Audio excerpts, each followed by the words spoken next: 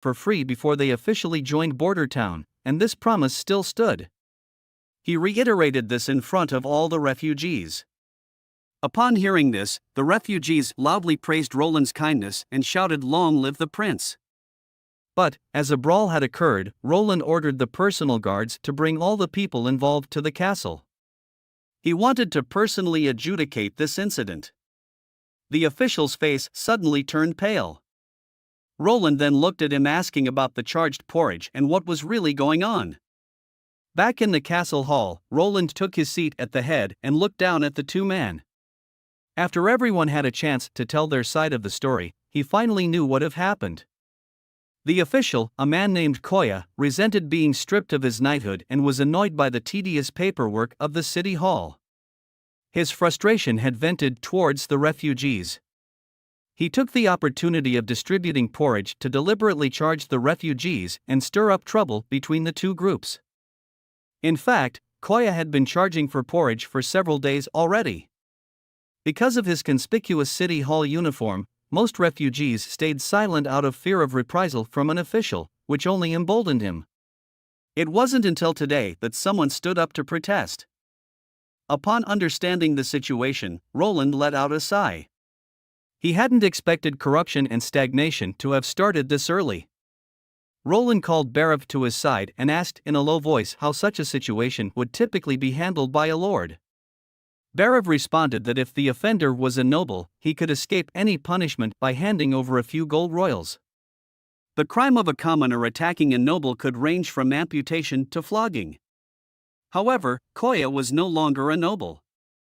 Roland pondered for a moment and decided to follow the rules of Greycastle. He stood up and swept his gaze over the entire hall to deliver his judgment.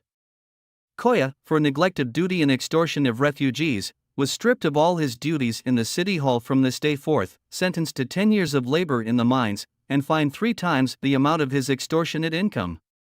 As for Wade, who initiating an attack on a city hall official, was sentenced to 10 strokes of the whip. He reiterated that the distribution of porridge would continue to be free, and all extorted money would be returned. Roland sat in his chair, the incident making him realize that as the number of citizens continued to increase and the authority of the city hall rapidly expanded, it might be time to address the issue of internal regulation. Many modern institutions were not applicable to this era. Legal interpretation and judicial powers were something he needed to keep in his own hands. He needed a simple system that could supervise the organization without requiring too many people. Nightingale appeared, and Roland clasped her hand on his shoulder. He said he wanted to establish a new department to oversee the city hall and arrest any individuals or groups that could potentially threaten the stability of the Western region. This department would be responsible only to him. Roland tentatively named it the Western Territory Security, and he wanted Nightingale to be the chief. Nightingale had the ability to distinguish between truth and lies. Roland said that if Nightingale was willing, he could provide her with a special afternoon tea with ice cream in winter. Nightingale gently pinched his hand and said that she would agree to anything Roland said and anything Roland wanted to do. Yeah, boy. Such a system would be in line with the checks and balances of power that are common in many modern political systems, while also addressing the specific needs and constraints of Roland's situation. This kind of internal department could help prevent corruption, and could also play a role in maintaining social stability and justice. Wade staggered back to his residence, and the old man immediately greeted him.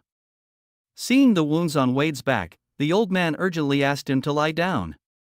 The old man originally wanted to sprinkle ash on the wound, but Wade quickly stopped him, saying that the knight had said that it was fine to leave it open like this, and it would heal in 2 or 3 days. The old man shook his head and said that Wade would have a high fever tonight if left untreated. Wade said his wound wasn't very painful, but rather felt cool and itchy. He knew this was a sign of healing. After the whipping, his back was doused with a bucket of water. The knight told him that this water could eliminate all disease-causing microbes. The old man had never heard of these words. Wade said it must be related to the witches. The old man lowered his head, and after a long time, he said in a deep voice that Wade shouldn't have stood up for him. Wade said that if they continued to tolerate it, they would be treated even worse. He feared that the two of them wouldn't last until the end of winter. Moreover, he purposely chose that time to fight Koya. Wade knew that Prince Roland would appear on the city wall at that time every day. He believed that the prince hated those who tarnished his reputation. He had also found out before that the prince was very kind and wise. Thus he took the bet, and he was correct. The old man was somewhat sad. He knew that Wade could have lived a decent life in Border Town, but he chose to stay here for him. Wade smiled and said that it was the old man who saved him back when he almost died. He patted the old man's shoulder and said everything would get better. On the sea, the weather was getting colder. Captain Jack and the witches were sitting together, sipping fish soup to keep warm. The blonde woman named Andrea praised the taste of the fish soup, but Ashes couldn't stand the fishy smell of the sea fish. Andrea sarcastically said that Ash's taste had been spoiled by the cooking methods of Border Town, and her courage was dwindling. Ashes glared at her, and Andrea laughed and said, "If Ash can't stand the smell of fish, how can everyone expect Ash to stand up when Lady Tilly needs her?" Ashes understood that Andrea was deliberately picking a fight. Ashes disdainfully said that Andrea's arrows could not compare to the weapons of Border Town, and once she tasted Prince Roland's delicacies, she would know. The two were the top witches in Slumbering Isle in terms of combat power and often argued about who was the strongest. Though they often bickered, they would undoubtedly fight side by side without hesitation when danger arose. Suddenly, a sailor burst into the cabin, his face pale with fear, yelling that mutant sea ghosts had appeared. Everyone rushed out of the stern building to see more than a dozen fish-bodied, crab-legged creatures on the deck. They moved swiftly, their 6 legs moving like a giant cockroach. Andrea snapped her fingers, and a golden light emerged from between her fingers, morphing into the shape of a bull. She was ready to compete with Ashes to see who could kill more. Tilly infused magic into the flying magic stone and soared into the midair, overlooking the entire deck. These monsters were somewhat different from before. As soon as Ashes joined the battlefield, the situation quickly changed. Any demonic beasts daring to face the giant sword would be cut in half. Andrea was not to be outdone. Her magical longbow could shoot anything handy as an arrow, with both power and accuracy being astonishing. Seeing the demonic beasts being quickly killed, Tilly remained alert. She felt a huge monster under the ship, continuously hitting the bottom of the ship. Before she could finish her sentence, a shadow swept from under the ship, and the sailboat began to shake violently again. Tilly landed back on the deck and briefly explained the situation. They had to force it out of the sea. The monster came again. Savvy ran to position and jumped out of the ship's rope. Several circles of hemp rope were tied tightly around her waist. The other end of the rope was in Ash's hands, steadily controlling her descent. The shadow struck, and Savvy instantly opened the barrier. The monster hit the barrier head-on, its huge body suddenly stopped. Savvy let out a muffled hum. Ashes pulled hard with one hand and barely pulled Savvy onto the deck when a giant sea beast had already roared out of the water. In the blink of an eye, Andrea had flown above the monster's head. She summoned the magic ball, pulled the full string, and the arrow made purely of magic power emitted a piercing roar, like a thunderbolt, and penetrated the monster's body. Then there was a loud bang, and it exploded into pieces. Andrea fell into the sea with a plop. Suddenly she began to shout and yell, saying she couldn't swim. Ashes sighed helplessly, shook her head and then jumped into the sea, and saved her. Tilly finally breathed a sigh of relief. The threat of the sinking ship was lifted, and at least she didn't have to worry about swimming to Border Town. Suddenly, she felt a chill on the tip of her nose and looked up, only to freeze on the spot. Snowflakes were floating in the sky. Tilly understood that snow represented the beginning of the month of the demons. It was only autumn and it was already snowing, which meant that Border Town must have started being attacked by demonic beasts. A few days later, they arrived at the place where they had picked up the witches from Slumbering Isle last time. Tilly was very interested in the hot air balloon. Before disembarking, she asked Captain Jack to wait here for a few days. Tilly began to ascend and then asked Savvy to summon an invisible barrier to let everyone slowly rise.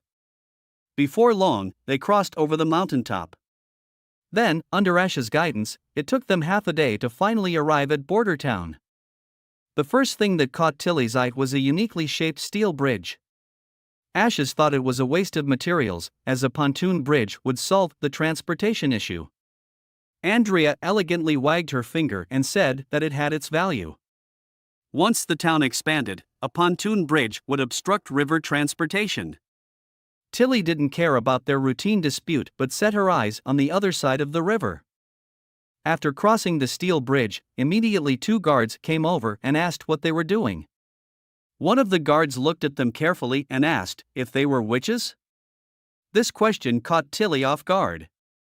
Although she already knew that the existence of witches was public in this town, when she personally heard an ordinary person ask this sentence in such a calm tone, it still stirred a wave in her heart. She nodded, and the guard smiled and asked them to wait there. Then he immediately ran towards Border Town. Just as Ashes was about to speak about Tilly's identity, she was interrupted by Tilly. Tilly was curious about how Roland would receive a witch from another city. Not long after, a tall blonde woman dressed in a white robe walked over.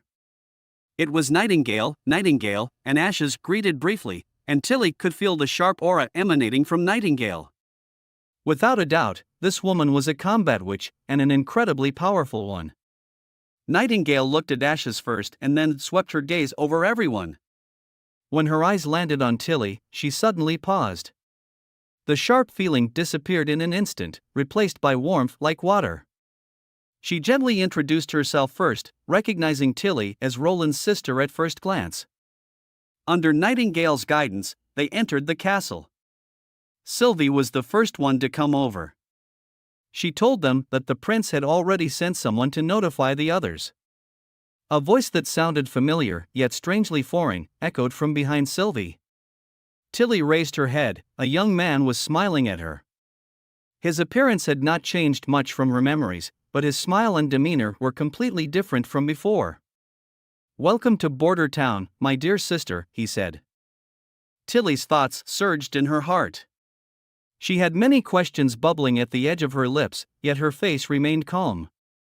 Following Roland Wimbledon into a room, she watched as he poured her a warm cup of red tea. Roland knew Tilly had a lot to discuss with him, so did he, but there was no rush. He glanced out the window at the snowy landscape, remarking, "Winter is still long this year." Grasping the cup, she didn't respond but seated herself by the wooden table, quietly studying Roland. His opening words were unlike anything her brother would say in her memories. This Roland Wimbledon was entirely different. He was attempting to control the conversation. Despite his gentle tone, it was the posture of someone in authority. Roland tilted his head, calling out the name Nightingale, who was worried for Roland's safety. Nightingale finally revealed herself, then left the room reluctantly after Roland reassured her with a smile that this was his sister, and there was no cause for concern. Roland poured Tilly another cup of tea, informing her that only the 2 of them remained in the room now. Tilly fell silent for a moment before finally asking the question that had been in her mind. Who is the person sitting in front of her right now? She was surprised by the swiftness of his response. Roland said he was her brother, Roland Wimbledon, the 4th Prince of Grey Castle. Roland then admitted that he had changed significantly, but he was willing to explain everything slowly to Tilly. Everything started when he saved a witch. The story was not complicated, but it was deeply gripping. After recounting all that had transpired since he was assigned to the border town, in essence, a witch named Anna had deeply moved Roland. Through the saved witch, he had seen the evil of the church and its deception of the people. The subsequent assassination attempt by Garcia further revealed to him the darkness beneath the royal power, and even hiding in the corner couldn't spare him from the shadow of malevolence. He had finally decided to change everything. Tilly took the last sip of the tea. She took a deep breath. These explanations were somewhat satisfactory, but the most crucial point was how Roland had come across all this bizarre and exotic knowledge. Steam engines, firearms, none of which were taught in Grey Castle. Roland explained that all of this was because he suddenly acquired additional memories. He poured another cup of tea for Tilly. As she stared at the tea in her hands, she wondered, could it be the power of a witch? She quickly dismissed this thought and asked another question: how could Roland prove that he was indeed Roland and not just the additional memories? The question was a bit unreasonable, but Roland's tone remained calm. Roland's past was vivid in his mind. Although he had acquired many strange memories, he couldn't remember where they came from. Roland was still deeply marked by the image of him leaving Tilly crying on the shattered glass, so that was his proof. Roland paused, looking at Tilly. He had never apologized to her back then, and he hoped it wasn't too late to do so now. Tilly remained silent. The Roland before her was neatly dressed, his demeanor sincere, as if he were recounting an indisputable fact. The current Roland was certainly much better than the wastrel prince from her memories, but Tilly still had many questions. Seeing Tilly's confusion, Roland took a sip of his tea, stating his own surprise that his sister had also become a witch and had managed to hide it from everyone in the palace. He looked at Tilly, telling her that winter was still long, and he hoped that they could gradually understand each other. This was probably the best solution for now. Tilly nodded her agreement. Roland smiled, saying, "Tilly will come to love this place." After Tilly left the office, Roland let out a sigh. Outside, heavy snow was falling, and his heart was similarly in a tumult. It was clearly stressful to keep a straight face while spinning yarns in front of a smart person, especially while maintaining an expression of sincerity throughout. Nightingale flipped onto the table, looking at Roland, asking how he felt facing his witch sister. Roland shook his head. He had felt nothing but the pressure. Nightingale had thought it would be a deeply emotional reunion, but Roland knew that his relationship with Tilly hadn't been good when they were children, and he had often bullied her. Nightingale moved closer to Roland, implying, "Roland who never spent time alone with other unfamiliar witches." Roland blushed, but thought to himself, it's because he don't want Nightingale to see him lying. He didn't respond, leaning back in his chair, telling Nightingale, "She will understand someday." Nightingale reached out and touched his lips, hoping that Roland would tell her everything in the future. By evening, a grand feast was held in the castle hall. The food was even more plentiful than usual. The newly arrived witches from Slumbering Isle salivated at the sight of the food-laden table. Those who were initially disdainful of the food in Border Town are now flushed with embarrassment. Amidst the clinking of goblets and flickering candlelight, the feast finally ended in a harmonious and lively atmosphere. After dinner, the fireplace blazed, and Roland sat with members of the Witch Union along one side of the long table. Tilly and the Slumbering Isle witches sat on the opposite side. Macy, due to the sensitivity of her identity, simply transformed into a pigeon and perched on the chandelier above. Tilly was the first to speak. In addition to wanting to help Border Town repel the demonic beasts, she also planned to take back the 5 witches she had previously sent. She briefly described the current situation on Slumbering Isle, problems with food and housing that they needed Lian and Honey to solve. Roland felt a headache. The First Army could handle repelling the demonic beasts, and there was almost no need for the witches to fight, except for dealing with fast and flexible mixed breeds. But when it came to construction, the role of the witches was irreplaceable. The port was not yet accessible through the mountains, the dock was only half built, and he still wanted to construct more cave dwellings. When he asked if it could be delayed a little longer, Tilly reluctantly shook her head. She had found demonic sea beasts in the water and feared that these creatures would become increasingly ferocious. Leaving earlier would be safer. With no other options, Roland made a final effort. Apart from Lian and Honey, the other 3 hadn't completed their primary education, and he didn't want them to drop out halfway. Tilly couldn't help but smile, knowing that Roland valued them highly. Seeing through Roland's thoughts, she asked how he intended to utilize their abilities. Roland gave a brief explanation about solidifying metal parts and brewing. Tilly recalled how Candle and Evelyn had initially been worried about their abilities being useless on Slumbering Isle, and they were often. Tilly didn't finish her sentence, but Roland guessed it had to do with facing discrimination, much like Rem's experience back in the Witch Association. Tilly was pleased that Roland was so keen on keeping them. She looked to Evelyn and the others, curious to hear their thoughts. Sylvie was the first to respond, saying she would follow Tilly. Candle said quietly that she could be anywhere. Evelyn was silent for a moment before replying that if Tilly needed her, she would return to Slumbering Isle. Otherwise, she wished to stay in Border Town. She paused, adding that she still had much to learn from Scroll. Tilly noticed her nervousness and reassured them they could freely move between the two places at any time. Tilly then turned to her brother, expressing her desire to invite the witches from Border Town to visit Slumbering Isle. She hoped that through their efforts, witches would be able to live freely in the future. Roland nodded, recalling the last time Tilly had called him brother, which was more than a decade ago. He smiled and said, "That day will come soon." After they finished discussing this matter, Roland cleared his throat and spoke in a serious tone. "Now, let's discuss the demons and the ruins." He informed Tilly of the recent discoveries in the snowy mountains behind Border Town and in the hidden forest. The early arrival of heavy snow had disrupted his plans to explore the ruins and rescue the witch. Tilly was astonished to hear that the demon army was so close and that the ruins from more than 400 years ago were still inhabited. Roland planned to establish watchpoints along the coast to monitor the demons' movements. Tilly closed her eyes to think, recalling Roland's hot air balloon. She suggested that they should rescue the witch out of the ruins in the next few days.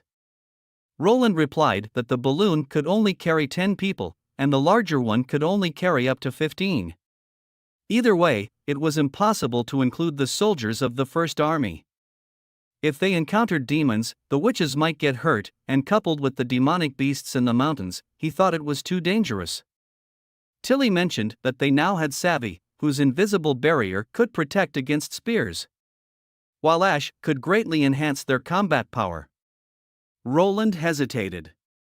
The last time he fought against demons, they suffered due to aerial disadvantage. But then, he thought of Sylvie's ability to scout, Nightingale and Ash's powerful offensive capabilities, and the double shields of Anna and Savvy to ensure the team's safety. He looked at Tilly again, asking her if she was sure about this. Tilly honestly replied, "The early arrival of the month of the demons, and the emergence of demonic beasts in the sea, have given her a bad feeling. Therefore, she must go and look for all opportunity to solve the mystery." The gray sky was filled with swirling snowflakes. Maine and Tayfun slowly climbed onto the walls of Hermes City, which had just experienced a major battle. They had never seen snow so early. Maine looked down at the demonic beasts below the city wall. According to the Holy Book, they had only about 10 years left. They would use 2 years to unify the 4 kingdoms, then accumulate the army of God punishment soldiers. With the solid walls and terrain of Hermes, they would have the ability to fight the enemy. Tayfun closed his eyes and said he was old and couldn't see that time coming. The old man shook his head and laughed, deciding not to dwell on morbid thoughts anymore. He asked about the snow powder formula that Zero had obtained. Maine scornfully replied that although it could clear the demonic beasts, it had little effect on the real demons and hybrids. The only way to defeat the demons was a direct confrontation. Just then, a long horn sounded from the lookout tower on the side of the city wall. One long blast, then 2, and before the echo of the horn had ended, the third horn blasted. Maine could hardly believe his ears. 3 horn blasts represented a situation of extreme urgency. The new holy city was in immediate danger. What on earth had the lookout seen? Maine quickly found the answer. Among the black tide of demonic beasts, there were 2 monsters of immense size. They had 4 robust tusks, 4 feet, and 2 hands, and were covered in pitch-black fur. Maine was completely overtaken by a terrifying thought. Why would the horror beast, which according to the Holy Book would only appear 5 years before the disaster, appear now in Hermes? The next day, Roland bid farewell to Lien and Honey in the castle's back garden. The two thanked Roland for his care over the past few months. Roland also gave the 2 witches gifts. Lien was slightly stunned, thinking it was another set of lingerie, but Honey was very happy and couldn't wait to unwrap it. She pulled out a long white strip of cloth. She was somewhat disappointed, wondering why it wasn't a bra. Roland coughed twice and said it was a scarf. He stepped